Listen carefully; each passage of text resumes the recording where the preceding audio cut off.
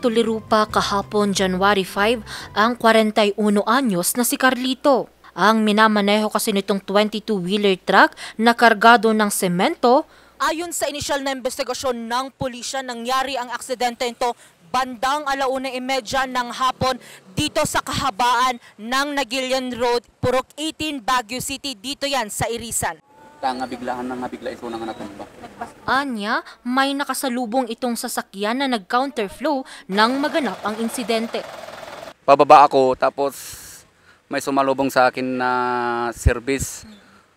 Yun, nagpreno ako. Tapos pag preno ko na ganon kasi biglaan yung pagpreno. Tapos yung karga ko na pumunta sa kabila. Kaya yun ang cause ng pag baliktad. Makalipas ang ilang segundo, tumagilid na ang kanyang truck na naging dahilan para kumalat sa kalsada ang 1,000 mga sako ng semento.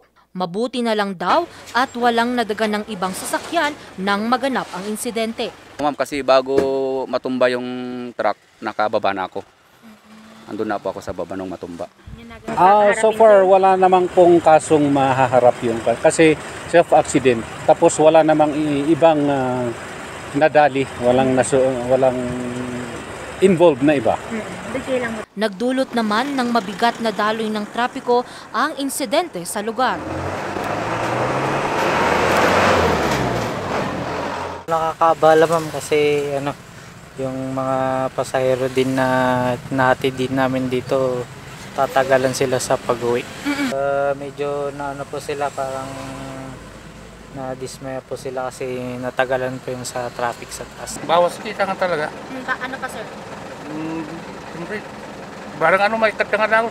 Naging puspusan ang clearing operation at pasado 5:00 ng hapon kahapon, balik na sa normal ang daloy ng trapiko sa lugar. Angel Arquero, RNG News.